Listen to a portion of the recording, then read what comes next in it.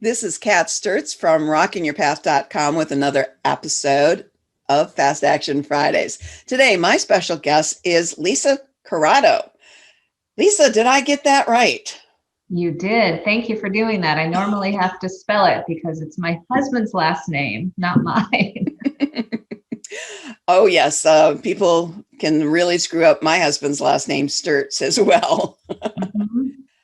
We are going to be talking about how we sabotage ourselves, especially in sneaky ways. I'm guilty. Because this is a topic you talk about, I'm guessing you're guilty of this, at least in the past, if not currently. But before we get into that, can you tell everybody a little bit about yourself? Yep. So I am a coach who works with entrepreneurs to help them get out of their own way. Sabotage is one of the ways we trip ourselves up. Um, and it's certainly, something I'm guilty of too. I think all humans are. So um, I always say our biggest roadblocks are ourselves. So there's a lot we can do to minimize those roadblocks and strengthen our ability to move forward towards what it is we want. And the reason I work with entrepreneurs specifically is I know how scary it can be to leave maybe like a corporate job. I was in corporate 17 years ago with a steady paycheck. And I know that leaving, that someone handing you a check every 2 weeks is tough, or even simply saying, this is something I believe in, and I think it's important enough to put it out in the world. All of that takes a lot of courage, which is why I love to support entrepreneurs, especially women entrepreneurs. Oh, absolutely. Leaving that security is big. And I know because you know that I also teach and coach on this topic, that a Mhm. lot of times it's simply our ego trying to protect us from getting hurt, right? 100%. Absolutely. All right. What I really like about this topic, though, is you talking about the sneaky ways we do this. So let's get into that. What are some of those sneaky ways that we sabotage ourselves, and what are some of your fast action tips to move us past that? So I'll share what I typically see. Certainly, there are lots of other ways, but since we talked about keeping ourselves safe, I'll start with playing small. I think is a way that we sabotage ourselves. And it goes to our limiting beliefs, which are exactly things that keep us small and safe, right? That keep us from trying something big, trying something scary, trying something new, so that we don't get hurt. So nothing bad happens to us. And limiting beliefs are just stories we tell ourselves that, keep us in that small little box. And whenever I do this exercise with people, it's so interesting to me. Everybody has their own limiting beliefs. And they can sound like, I'm not ready to do this thing, or I need to be, have everything 100% lined up. Sometimes it's very specific. Sometimes it's things like, if I raise my prices, I'm going to lose all my clients. Or if I make this change, nobody's going to like me. If I show up as myself, nobody's going to like me. So they are getting in the way of you doing something for your business, but they're very wounding to the human, right? So it's really, and it's all designed to, how do I keep myself in this comfortable little space so I don't try something new that might hurt myself. So limiting beliefs are a huge thing that I work with, and I'm sure you do as well. My favorite technique for working around it comes from Tony Robbins. I think he calls it the Dickens process, and it's really taking a look. You take a look at your limiting belief, and you get really honest with, what has this limiting belief cost you? How are you paying for it? How is it keeping you from doing something? What does it cost you? What does it cost your business, the people around you? But here's the really cool part. You do it in 3 different time zones. So you do it in the past. What did it cost you in the past? What does it cost you in the present? And if you keep hanging on to this limiting belief, what is it going to cost you in the future? What's it going to keep you from getting in the future? So when you do all these different time zones, there's nowhere, like you can't make an excuse for it, right? There's nowhere for it to hide. So that really can be tough to do, but is so beneficial. And then you find the polar positive opposite of your limiting belief. And I find repeating it on a regular basis helps us accept it as truth. So it's a Right. very simple exercise, but not necessarily easy. And it takes practice. Right.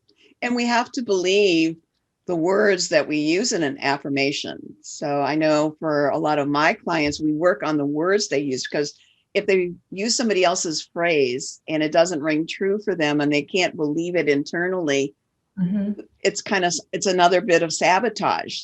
So we have to work on words that they truly believe and can happen and frame it that way. I was not familiar with that 3 different time zones approach, and that makes total sense. I know for me, a lot of my sabotage was trying to remain safe in the family environment I was in, because I was actually punished for stepping out of line and daring to earn more money away from the farm I was in and the family farm business I was dealing with. So to keep things smooth at home, the waters calm, not turning over the apple cart, I stopped putting myself out there as much and played small that way. So people really need to understand that some of our limiting beliefs come from real actions and real choices we make. And they can be keeping us physically safe as well as emotionally safe or financially safe or whatever. There's a whole bunch of dynamics in this. And that's why I think it's important to talk with a coach about these, because there are so many layers that can be happening. All right. What else have you got for us? Because I know you've got some great stuff. So I want to play with what you said. You said it's very important for people to use their own words to tackle their limiting beliefs. I think that's so, so, so important. And one of the ways I see people get that wrong is when they don't have the right definition of success. When they see something that someone else is doing and say, oh, that's what I should be doing. Or, oh, look at that person, especially with social media. Everybody looks amazing on social media. We're not all amazing all the time, right? That's social media is just marketing. So it's really important to understand, what is my definition of success? What's true for me? And there are lots of ways that we can do that. Probably one of my favorite ways is to tap into your values. So I do a lot of work with my clients to really understand, what are your values? And values are simply things that are important to you, things that are core to your being, core to who you are. They're it's kind of like part of your DNA, right? So when you know what your values are, and your values could be anything. For me, number one value is freedom. I value freedom above everything else. Good health, flexibility, collaboration, connection, community. Other values can be faith, family, friends, serving others. Another value of mine, being in integrity. Did I say I was going to do this? Then I have to do this. Is this not the right choice for me? Then I need to make the right choice. So understanding what our values are really helps us understand what is the action we should be taking. And then when we do that, it becomes really clear on what is success for us. So I'll tell you a story. I mentioned that I was in corporate, and when I was getting ready to leave, I knew I wanted to start my own business. And I worked with a business mentor who said, you really need to create a business plan. And I said, yes, I'm going to create a business plan. That sounds great. I can do that. And the business plan I came up with was literally one line. And it said, I want to like my day. And she said, you're going to need so much more here. And I said, actually, I don't think so. This is so important to me. I was so miserable in corporate to the point where I was getting physically sick. And I said, right now, I value this above everything else. This is my definition of success. Liking what I do, liking who I do it with, liking my day. So that's kind of been my North Star for the past 17 years. Yeah, And I know that's a pretty simple one, but it's really guided me. Do I like this? Yes. Do I like this? No. It helps me decide what to do. exactly. And you just touched on the third part of my personal goals. I'm like you. Freedom is right at the top. Flexibility is next. Responsibility is third. And the choices I make, because I know I'm in charge of my choices and I need to own those choices. And we can't be blaming somebody else. We can't control what others do, and we can't control situations, and we can't change the past, but we can change and take responsibility for how we respond to things. 100%. I couldn't agree with you more. That's so well said. I like viewers to understand the backgrounds of my guests. So give us a little insight into the type of corporate work you did in the past. I mean, my followers know I was in farming. I did a teeny tiny bit of radio for a while. I mean, teeny tiny. I did a teeny tiny bit of television work back on the farm with Farm Bureau. But most of my corporate work was with newspapers, writing and selling ads, and also working with my current husband in the hospitality management field. So, give us a little insight into what your corporate life was like. I'll start with my corporate life, but I'll tell you that's just one small part of my path. So, like you have all these places you went, I do too. So, in corporate, my undergraduate degree is in management information systems. So, in corporate, I wound up working in computers and tech. And I was with a large marketing research company for about 10 years. And I was a director of project management for their custom applications division. So I helped manage a group of people. We worked with our clients to really design custom software solutions that help them interpret the data that they bought from us. So I learned a lot from that. I loved the work that I did, but there was a lot that I didn't love. So when I left corporate, I wound up, while I was still in corporate, I went back to school on the weekends. So I first went and I got a master's in nutrition because I thought I'm going to be a nutritionist, which I did. But speaking of limiting beliefs, it took me 2 years after I got my master's to leave because I was so comfortable, right? I wasn't comfortable, but someone was paying me a lot of money, and that was my limiting belief. You were comfortable financially. I mean, it's tough to leave that financial security. It was, and I made a ton of money. And then to leave and have to make all my own money was terrifying. But what really helped me is one day I got a flyer in the mail for a culinary school. And I've always loved to cook, and it never occurred to me that I could go to culinary school. And I thought, well, I've already gone to grad school. Now I can go to culinary school. So I did. Then I left my corporate job, started a nutritional counseling and personal chef business. And I did that for 13 years. Closed that, got very kind of burnt out working with my nutritional counseling practice, which was the bulk of it. I work with people with very, very serious illnesses, and I just burnt out, plain and simple. But there was a lot that I loved about that. I loved the one-on-one connection. I loved working in groups. I loved helping people create change. So I took that and launched my coaching practice. So that was kind of my zigzag to get to where we are now. Oh, I see a common thread in that zigzag. We are lifelong learners. Yes. And yes. that excites us. That's part of our creativity, is to follow those little passions. And once we learn them, sometimes it's not important for us to apply what we've learned so much as just to take the essence of what we've learned and the experience of learning and then move it to something else. For many clients, that translates into the BSO problem, the bright, shiny object, chasing things around. Ours looks a little nicer because it's in a educational environment that we plan for. So I get that.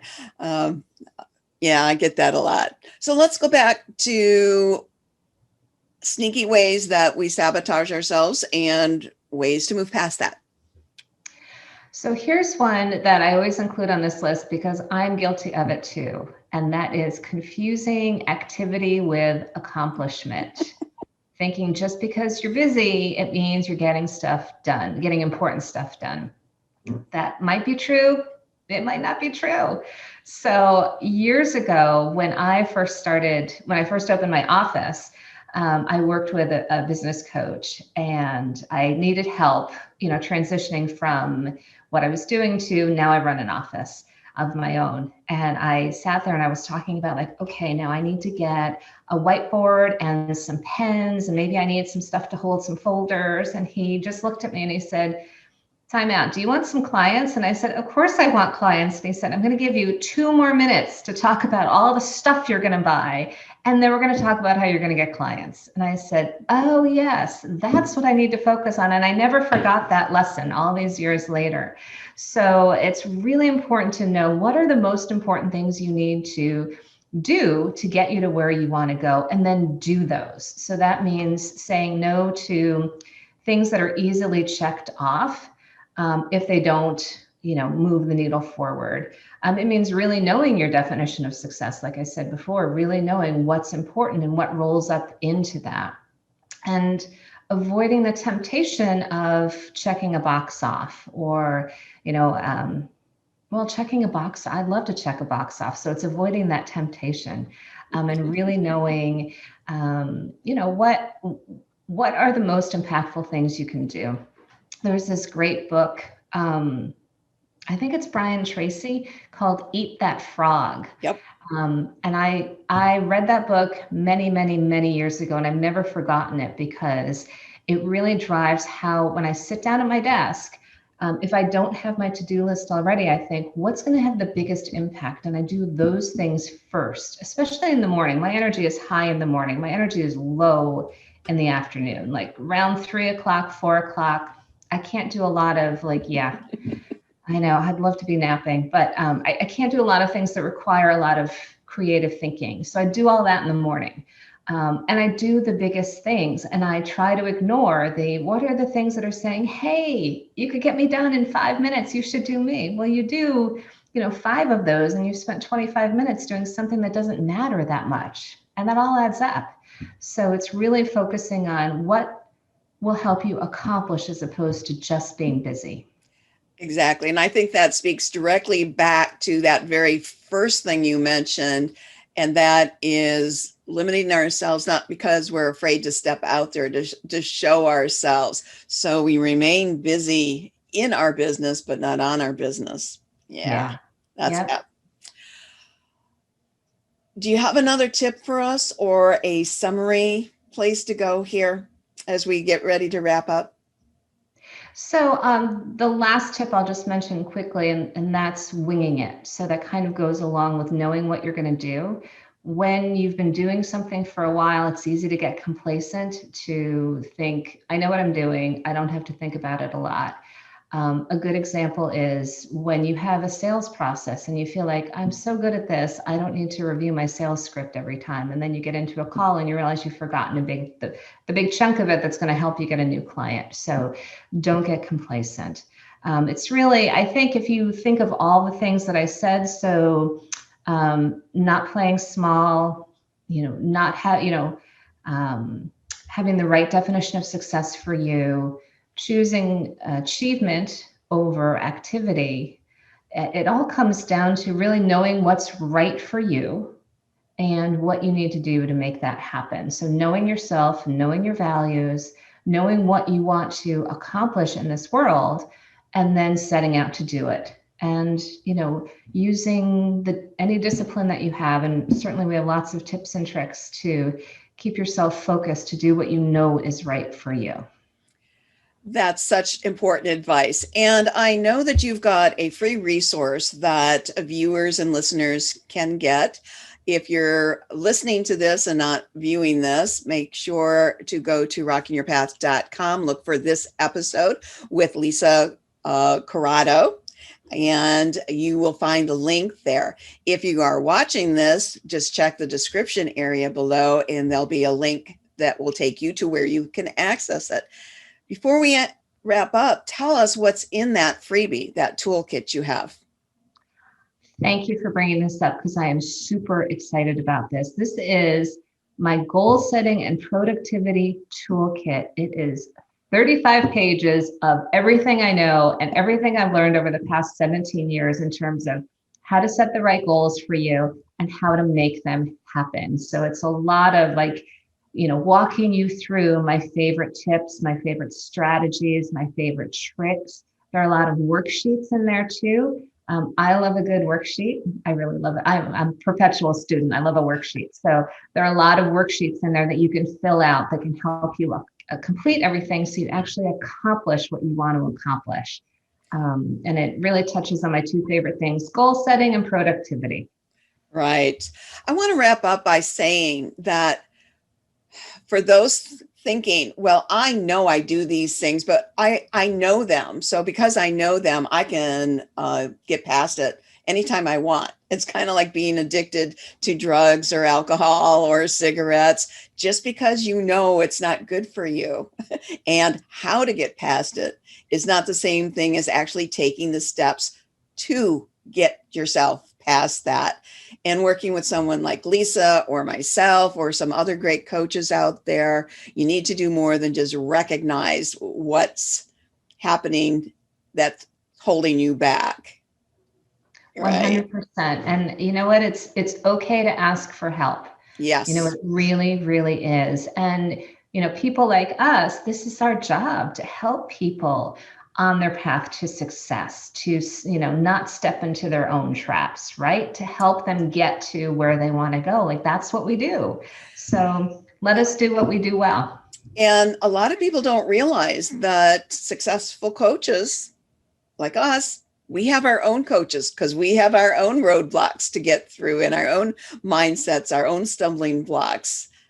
So just because we can help others, we're not always in the best position to help ourselves move to that next level. So it always surprises me when someone says, oh, I want to be a coach, but they don't want to pay for coaching for themselves. It's like, but you expect other people to value your services enough to give you money, but you don't value that same service enough to find someone that is could provide you with what you need, even though you know what you need. It's always a dynamic that just boggles my mind, and really was the difference for myself and my own business, taking it to the next level. When I recognized that and took an action step past that. That was one of my sneaky ways to sabotage myself, is thinking, oh, I know this stuff. I don't need to have help for myself. All right. Lisa, thank you so much. For those who don't know, Lisa and I had lots of trouble, fun trouble, unusual trouble setting up this interview. And we finally worked together to make this happen. And I'm so glad she did. And this is Kat Sturtz closing another episode of Fast Action Fridays. Remember to join me next week when I have another great guest. Until then, remember to keep rocking your unique path to success. Bye-bye.